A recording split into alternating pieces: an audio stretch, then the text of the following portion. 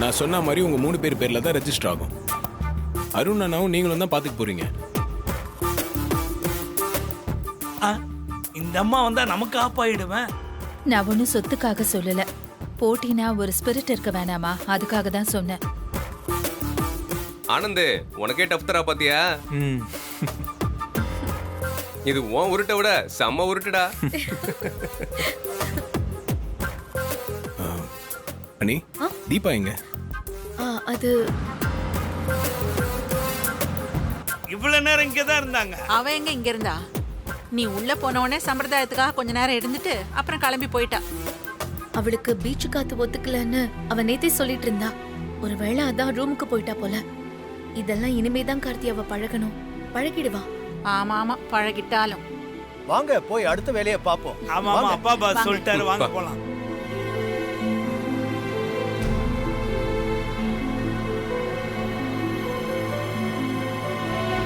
நான் வரும்போது அலை ரொம்ப ஓவரா இருந்துச்சு. போட்டை பேலன்ஸ் பண்ணவே முடியல. போதும் போதும், அதான் தோத்தாச்சுல. அதுக்கப்புறம் என்ன வியாக்கியானம் பண்ணிட்டு இருக்கீங்க? அமைதியா உட்காருங்க.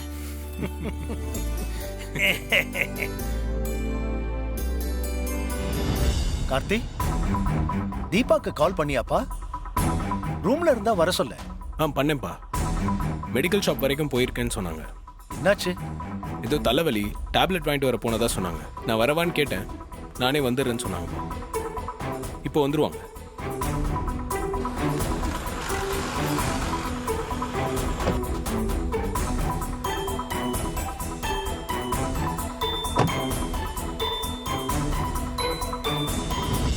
எப்படியோ போட்டி நல்லபடியா முடிஞ்சு எல்லாரும் பத்திரமா கரையேறி வந்த வரைக்கும் எனக்கு ரொம்ப சந்தோஷம்டா.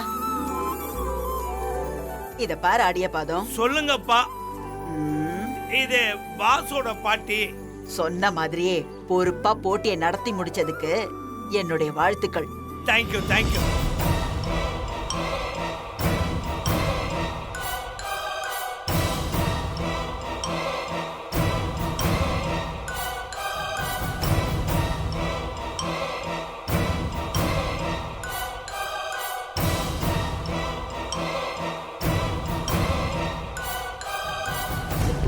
அவளா இஷ்டத்துக்கு போயிட்டு அவளா இஷ்டத்துக்கு வரா. எல்லாம் கார்த்தி கொடுக்கற இடம். என்ன தீபா, டேப்லெட் வாங்கிட்டீங்களா? வாங்கிட்டேன் சார்.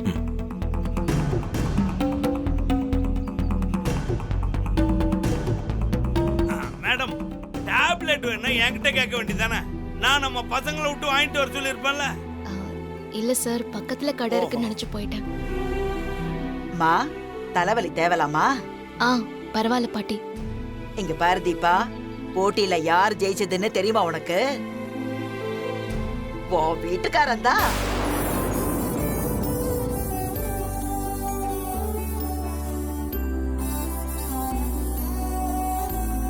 சரிங்கம்மா, நம்ம கார்த்திக் பாஸ் ஜெயிச்சிட்டாரு. சொல்ல வேண்டியதை சொல்லுங்க. டாக்குமெண்ட்டை யார் பேர்ல ரெடி பண்ணணும்? அதான் கார்த்திகே சொல்லிட்டான்ல, வீட்டுக்கு வந்த 3 மருமகள்க பேர்ல தான் எழுதணும்னு. அதுக்கு ஏற்பாடு பண்ணுப்பா. Okay okay.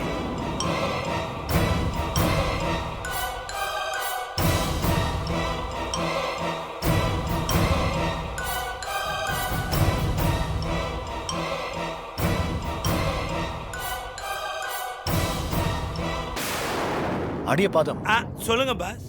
நாங்க வீட்டுக்கு போய் கலந்து பேசிட்டு ஒரு 2 நாள் கழிச்சு சொல்றோமே.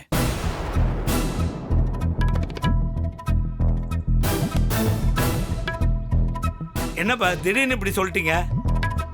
இவ்வளவு நேரம் நல்லா தானே பேசிக்கிட்டு இருந்தீங்க. இப்பவும் நல்லா தான் பேசிக்கிட்டு இருக்கேன். என்ன அவசரப்படுத்தாதீங்க. ஒரு நல்ல நாளா பார்த்து நாங்க மத்த விஷயத்த சொல்றோம்.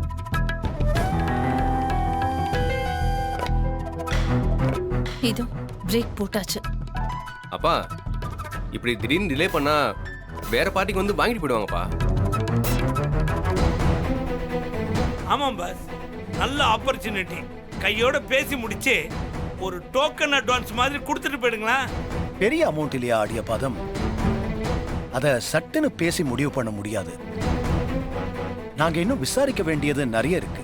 ஓ போச்சு, வில்லங்கம் பண்றாங்களே. எல்லாத்தையும் முடிச்சிட்டு அது ஓகேன்னு தோணுச்சுன்னா மேற்கொண்டு பேசலாம். பாஸ், எங்க சைடில் நாங்கள் ஏதாவது தப்பு பண்ணிட்டோமா? ஏதாவது இருந்தா சொல்லுங்க, சரி பண்ணிடலாம். அதெல்லாம் ஒண்ணு இல்ல. ஆ ரெசார்ட் பிடிச்சிருக்கு, ஓகே ஓகே. அதுல எந்த மாற்று கருத்தும் இல்ல. ஆ. கொஞ்சம் டைம் கொடுங்க, அவசரப்படுத்தாதீங்கன்னு சொல்றேன்.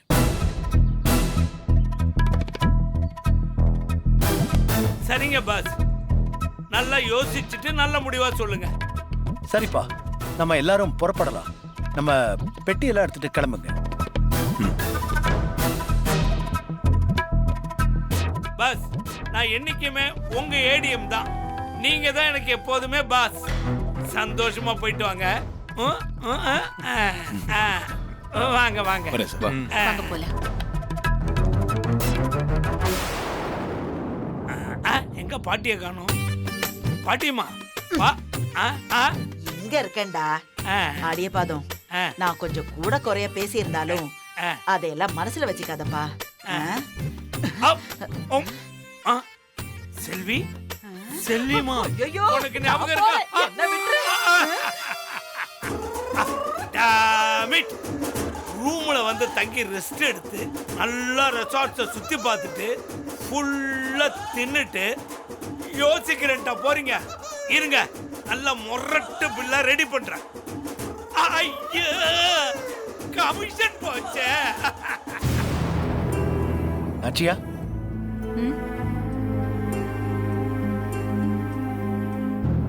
இப்ப சொல்லு, எதுக்காக ரெசார்ட்டை வாங்க வேண்டாம்னு சொன்ன? பசங்க முகமே மாறி போச்சு. எல்லாருக்குமே பிடிச்சிருக்கு நாச்சியா. உன் ஒருத்திக்காக எல்லார் விருப்பத்தையும் நிராகரிக்கிற மாதிரி ஒரு வேலையை என்ன பண்ண சொல்லிட்டேன். பசங்க சங்கடப்பட்டு போறத பார்க்க கஷ்டமா இருக்கு. ஏங்க, நான் தப்பான முடிவை எடுப்பேனா? இல்ல, ஏன் வேணான்னு சொன்னேன்னு ரீசனை சொன்னாதான் என்ன? ஏதோ நீ கட்டாயப்படுத்தினேன்னு நானும் அப்புறம் பாத்துக்கலான்னு சொல்லிட்டேன். எதுக்காக வேணான்னு சொன்ன? சொல்றேங்க. ரெசார்ட் எனக்கும் பிடிச்சுதாங்க இருக்கு. அருண் பேருக்கு மட்டும் எழுதணும்னு சொன்னதையே நான் வேண்டான்னு சொல்லிட்டேன். ஏன் வேண்டான்னு சொன்னேன்? 3 பசங்க பேர்லயும் சொத்தெல்லாம் இருக்கணும்னு தானே. இப்போ வீட்டு மருமகளுங்க பேர்ல சொத்தை ரெஜிஸ்டர் பண்ணணும்னு சொன்னா அது சரியா வருமா? 3 பேர் பேர்லயும் எழுதணும் தானே கார்த்தி சொன்னா. கார்த்தி சின்ன பையங்க, அவன் தெரியாம பேசுவான். நாம யதார்த்தத்தை சொன்னாலும் அவன் ஒரு நியாயத்தை சொல்லி நம்ம வாயை அடைச்சிருவான். சொத்து நம்ம பசங்க பேர்ல தாங்க இருக்கணும். இவளுங்களெல்லாம் நம்பி சொத்தை எழுதி வைக்க முடியாது. நாம முதல்ல நம்ம பசங்களோட சேஃப்டி தாங்க பார்க்கணும். அவங்க கையில தான் சொத்தோட கண்ட்ரோல் இருக்கணும்.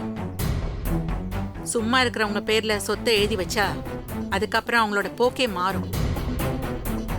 அருணுக்கு இன்னும் குழந்தை குட்டின்னு எதுவும் ஆகல. முதல்ல அதெல்லாம் நடக்கட்டும்.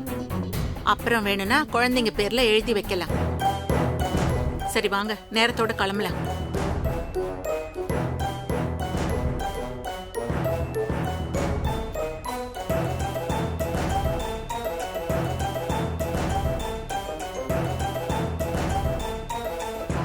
ஏங்க, நான் ரெடி. ஏதோ ஒரு 5 மினிட்ஸ்ல முடிச்சிடும் சார். ஏங்க, நீங்க பொறுமையே கிளம்புங்க, ஒன்றும் அவசரம் இல்லை. நான் இந்த கான்ட்ராக்ட் சைன் பண்ற விஷயமா பல்லவி கிட்ட பேச வேண்டியிருக்கு. நான் கால் பண்ணிட்டு வந்துடுறேன்.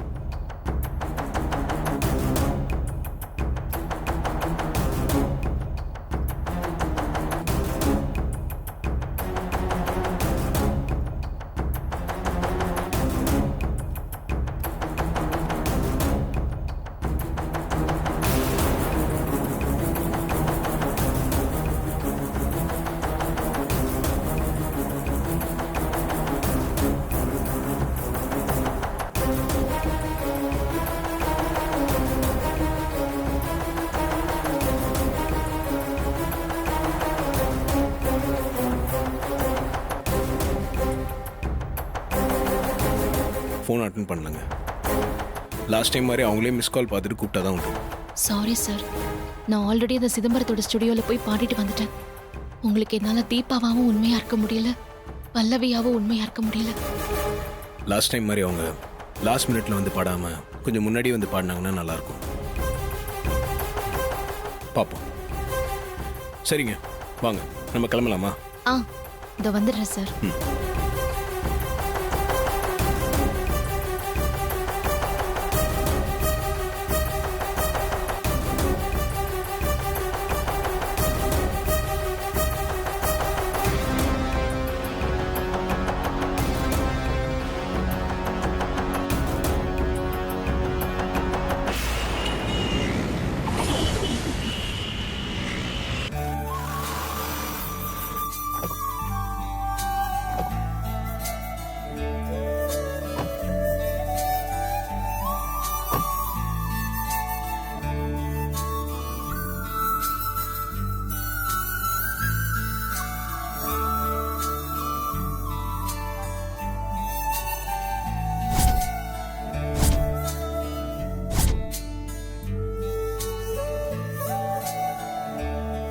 நாச்சியா, மனசுக்கு நிறைவான ஒரு ட்ரிப்பா இருந்துச்சுல்ல? ஆமாங்க, 2 நாள் போனதே தெரியல. போன வேலைய நடக்க விடாம பண்ணிட்டு இப்ப ஏதோ வெக்கேஷனுக்கு போயிட்டு வந்த மாதிரி பேசிட்டு இருக்குங்க. இனிமே வருஷத்துக்கு ஒரு 2 வாட்டியாவது ஃபேமிலியோட அவுட்டிங் போயிட்டு வரணும். ஆமாங்க. கண்டிப்பாப்பா, நம்மளே ஆர்கனைஸ் பண்ணிக்கலாம். ஆ, சூப்பரா கார்த்தி. ரொம்ப சூப்பர்.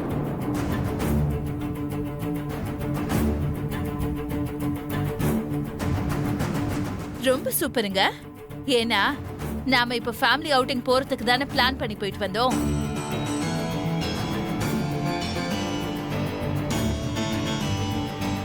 அது எப்படிங்க? மத்தவங்க தான் இதை ஃபேமிலி ட்ரிப்பா நினைச்சு என்ஜாய் பண்ணி பேசிட்டு இருக்காங்கன்னா நீங்களும் கொஞ்சம் கூட கூச்சமே இல்லாம நாமளும் அதுக்கு தான் போன மாதிரி சூப்பர்னு சொல்லிட்டு இருக்கீங்க.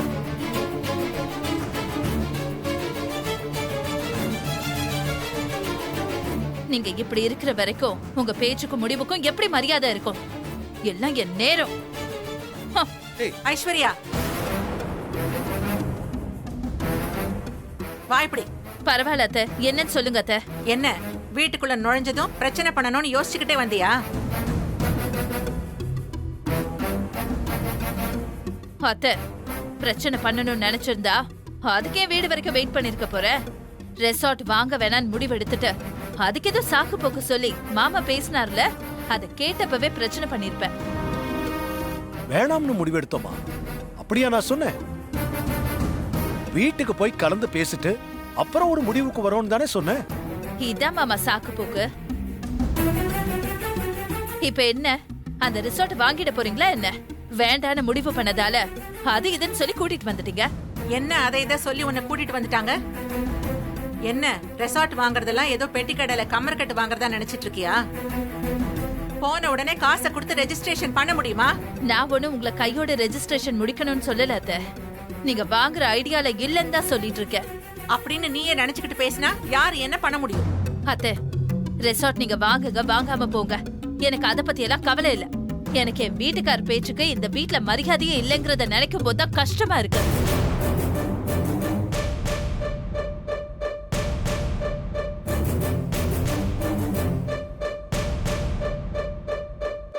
இப்ப அருண் பேச்சுக்கு என்ன மரியாதை இல்லாம போச்சு?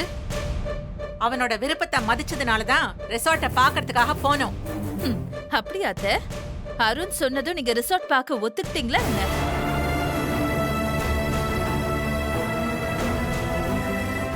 அவர் 1/2 மணி நேரமா சொன்னதை எதையும் நீங்க காதுலயே வாங்கல. கார்த்தி வந்து சொன்னதும் அடுத்த செகண்ட் நீங்களும் சரி போய் பார்க்கலான்னு சொன்னீங்க. அதான் அத்தை சொன்னீங்க.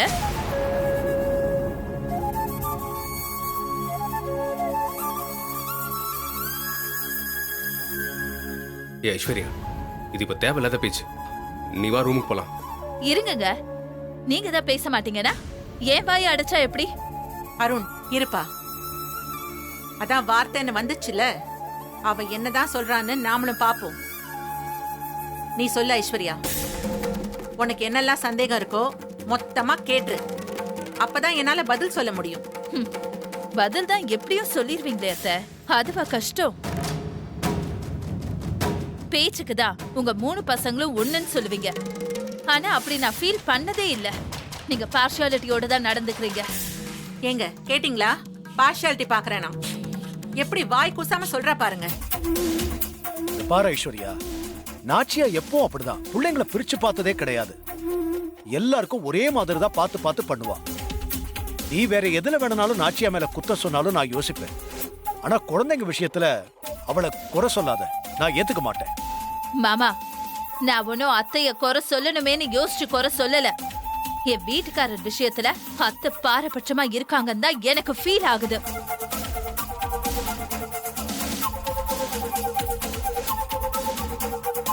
இத நான் புதுசாலாம் ஃபீல் பண்ணல.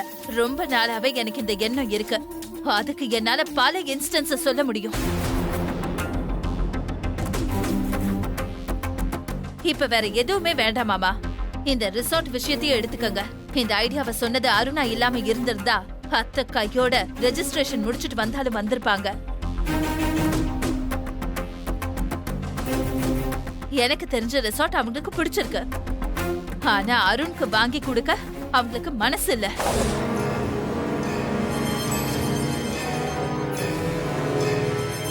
என்ன ஐஸ்வர்யா, என்ன பேசுற நீ?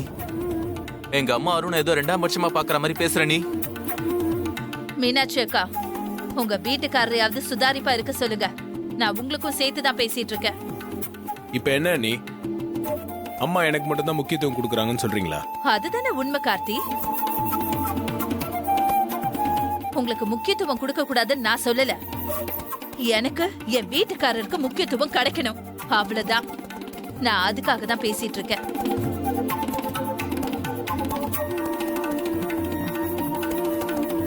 நான் இப்ப கூட அடிச்சு சொல்லுவேன் கார்த்தி.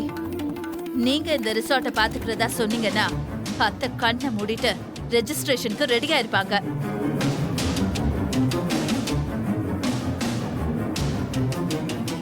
சரி, அப்படியே இருக்கட்டும். அப்படியே நான் ரெஜிஸ்டர் பண்ணியிருந்தாலும் கார்த்தியோட பேர்லயா பண்ணிருப்பேன்? என் 3 பசங்களோட பேர்ல தானே வாங்கியிருப்பேன். ஆமா அத்தை, ஏன்னா ஆடியோ கம்பெனி 3 பேர் பேர்ல தானே இருக்கு.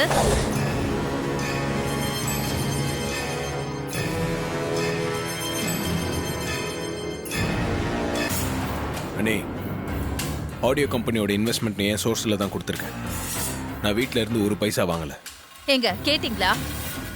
நீங்களும் அந்த மாதிரி உங்க சோர்ஸ் மூலமா ரிசார்ட்டை வாங்குங்களேன்னு உங்க தம்பி சொல்லாம சொல்றாரு. உங்களுக்கு அதாவது புரியுதா இல்லையா? அண்ணா, நான் அப்படி மீன் பண்ணேன். அவங்க தான் இப்போ தேவையில்லாமல் ட்விஸ்ட் பண்ணுறாங்க. ஆடியோ கம்பெனிக்கு இன்வெஸ்ட்மெண்ட் ரொம்ப சின்னதுண்ணா. அதான் நான் துணிஞ்சு ஸ்டெப் எடுத்தேன். அதுவும் அம்மா அப்பா கிட்ட சொல்லிட்டு தான் நான் முடிவெடுத்தேன். அவங்களும் அதில் ரிஸ்க் கம்மின்றதுனால ஓகேன்னு சொன்னாங்க. ஆனால் ரிசார்ட் பிஸ்னஸ் வேறண்ணா. அதனால தான் அப்பா யோசிச்சு முடிவெடுக்கலான்னு சொல்றாரு. அருண், நான் உன்கிட்ட என்னப்பா சொன்னேன்? முதல்ல சின்னதா ஏதாவது ஒரு பிசினஸ் ஆரம்பிக்கலாம் தானே சொன்னேன். என்னவோ நீ சொன்னாலும் நான் மறுக்கிற மாதிரி எல்லாம் ஐஸ்வர்யா சொல்லிக்கிட்டு இருக்கா.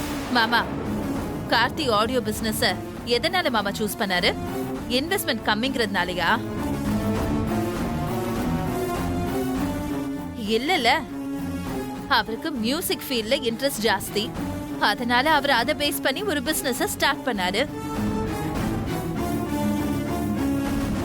அப்ப அருண் அவரோட இன்ட்ரெஸ்ட பேஸ் பண்ணி தானே முடிவெடுத்தாரு. அதுக்கு மட்டும் எதுக்கு இன்வெஸ்ட்மெண்ட் பேச்சை இங்க கொண்டு வரீங்க? சம்பாதிக்க 1000 வழி தேடிக்கலாம். ஆனா புடிச்ச விஷயத்த செய்யறப்போ முழு மனசோட ஈடுபட முடியும், சக்சஸும் பண்ண முடியும். எப்பா எப்படி பாயிண்டா பேசுறா? நமக்கெல்லாம் இவ்ளோ யோசிக்க வராது. இப்ப என்ன, அருணுக்கு ரெசார்ட் பிசினஸ் ஆரம்பிச்சு கொடுக்கணும், அவ்வளவுதானே? ஏங்க, அவதான் புரியாம பேசுறானா? நீங்க விட்டா வாங்கி கொடுத்துருவீங்க போல இருக்கு. இந்த பாரு ஐஸ்வர்யா, நீ பேசுறதெல்லாம் கேட்கறதுக்கு நல்லா தான் இருக்கு. ஆனா யதார்த்தத்தையும் கொஞ்சம் யோசிச்சு பாரு. கோடிக்கணக்கில் இன்வெஸ்ட் பண்ணணும். அவ்வளவு காசையும் கையில ரெடியாவா வச்சிருக்கோம்? நாங்களே ஹெல்ப் பண்ணாலும் லோன் போட்டு தான் வாங்கணும். இவ்வளவு பெரிய இன்வெஸ்ட்மெண்ட் பண்றப்போ குருவி சேர்க்கிற மாதிரி இந்த சொத்தை சேர்க்கறதுக்கு நாங்க எவ்வளவு கஷ்டப்பட்டிருப்போம். எல்லாத்தையும் யோசிச்சு தான் செய்ய முடியும். அருண் விருப்பப்படுறாங்கிறதுக்காக கண்ணை மூடிக்கிட்டு எதையும் எங்களால பண்ண முடியாது.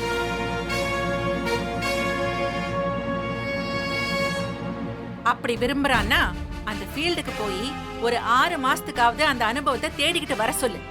அதுக்கப்புறம் சாதக பாதகம்லாம் புரிஞ்சதுக்கு பின்னாடி அதே இன்ட்ரெஸ்ட் இருந்தா நீ சொல்ற மாதிரி கையோட ரெஜிஸ்ட்ரேஷன் பண்ணிடலாம்.